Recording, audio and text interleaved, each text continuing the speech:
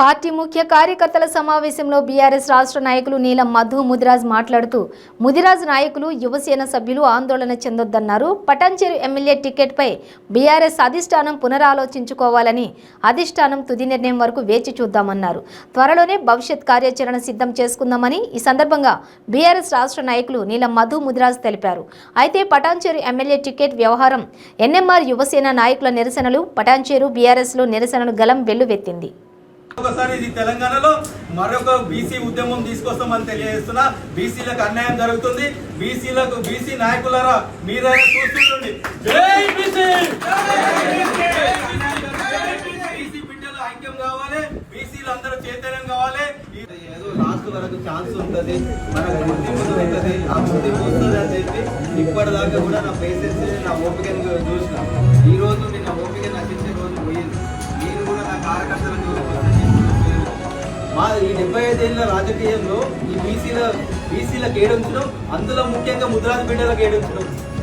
సుమారుగా ముఖ్యమంత్రి సారే చెప్పాడు అసెంబ్లీలో మొన్న, సుమారుగా 50 నుంచి 55 లక్షల మంది ముదిరాజు బిడ్డలు ఉన్నారు. ఆ ముదిరాజు బిడ్డలు ఎక్కడైతే గంగపుత్రులు, ముదిరాజులు, పాండవులు ఎటు సైడ్ ఉంటే విజయం అటు సైడ్ ఉంటుందని హరీష్ రావు, అదేవిధంగా కేసీఆర్, కేటీఆర్ చెప్తారు. అంటే ముదిరాజులు ఆ రోజు పాండవులని ఓట్లు వచ్చినప్పుడు ఏమో పాండవులు అని చెప్తారు, గెలుపు గురించి పాండవులు కావాలంటారు. కానీ పాండవులకు మాత్రం రాజాలు ఇయ్యరు, పాండవులకు మాత్రం ఎమ్మెల్యే టికెట్లు ఇయ్యరు.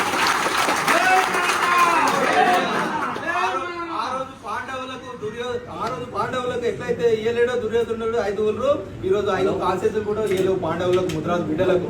60 లక్షల మంది ఉన్న ముదిరాజులకు ఏదే బీఆర్ఎస్ పార్టీలో ఒక్క టికెట్ లేదు. ఆ ఒక్క టికెట్ కూడా నీలం మధు ముదిరాజు అనేటువంటి పటాన్చెరు నుంచి ఈ రాష్ట్ర ముదిరాజుల గొంత ఎత్తుకుతుంటే నాకు కూడా టికెట్ ఇయ్యలేదు. అంటే ముదిరాజులకు ఇంత గెలుస్తుందా బీఆర్ఎస్ పార్టీ? ముదిరాజులో ఓట్లు వద్దా బీఆర్ఎస్ పార్టీకి? ఇంత చిన్న చూపు చూస్తా బీఆర్ఎస్ పార్టీ? మేము తెలంగాణ ఉద్యమంలో పోరాడలేమా? తెలంగాణ జాతీయ గురించి కొట్లాడలేమా? 2001 నుంచి ఇప్పటిదాకా కూడా బీఆర్ఎస్ పార్టీ, టీఆర్ఎస్ పార్టీ, ఏ పార్టీ చెప్పినా మేము తెలంగాణ జంట పట్టుకొని నిలబడ ముదిరాజు బిడ్డలు ఎంతో మంది ఉన్నారు. ముదిరాజు బిడ్డలు ఎంతో మంది ఆత్మ బలిదానం చేసుకురు. ఓ కానిస్టేబుల్ కిస్తే గంతోటి కాల్చుకుని చనిపోయాడు. అట్లనే సంపన్న వర్గాలు అందరం కలిసి తెలంగాణ తీసుకొని వచ్చినాం. పటాన్చెరులో ఒక మరో ఉద్యమం రావాలి. ముదిరాజులకు ఇంత చిన్న చూపు చూపిస్తారా మీరు బీఆర్ఎస్ పార్టీలో? ముదిరాజుల గొంతు లేదా? ముదిరాజు సోదరులారా, ఇప్పటికైనా రాష్ట్రంలో ఉన్న ముదిరాజు సోదరులారా అందరూ కూడా చైతన్యం కావాలి. మన 60 లక్షల మంది ఉంటే కూడా ఒక్కరికి కూడా ఎమ్మెల్యే టికెట్ ఇవ్వలేరు ఈ బీఆర్ఎస్ పార్టీ. ఎస్సీ సోదరులకు ఏదైతే బాబాసాహెబ్ అంబేద్కర్ ఎట్లయితే 54 లక్షల మంది ఉంటే 18 మంది ఎమ్మెల్యేలు రిజర్వేషన్లు తీసుకొచ్చి ఎట్లయితే తెలంగాణ రాష్ట్రంలో వస్తున్నాయో, అట్లనే అదే సేమ్ క్యాస్ట్ సేమ్ అంతే మంది ఉన్నాం మేము కూడా. మాకెక్కడ ఉందా న్యాయం ఈ తెలంగాణలో? మేము అంతా తక్కువ ఉన్నామా? మేము అందరం కలుపుకోయే వ్యక్తులం కామా? సంపన్న వర్గాల కులాలందరూ ఉన్నారు. భయపడి ఎంత సేవ చేస్తుండ్రు నీలం మధు అంటే ఎంత యాక్టివ్ గా పనిచేయం.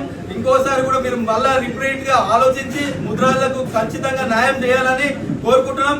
న్యాయం చేయలేని అనుకుంటే మా కార్యాచరణ కూడా మా ముఖ్య కార్యకర్తలతో అందరితో ప్రెస్ మీట్ పెట్టి ఈరోజు మనం కూడా ఈ తెలంగాణలో మన హక్కులు కూడా కొట్లాడి తెచ్చుకోవాలని తెలియజేస్తున్నా. మరో ఉద్యమం చేద్దాం. అదే కేసీఆర్ ను ఆదర్శంగా తీసుకొని 2001 ఎట్లయితే ఉద్యమం స్టార్ట్ చేసిండో అదే ఆయన స్ఫూర్తితోటే ఈ తెలంగాణలో మరో బీసీ ఉద్యమం స్టార్ట్ చేస్తామని తెలియజేస్తున్నా.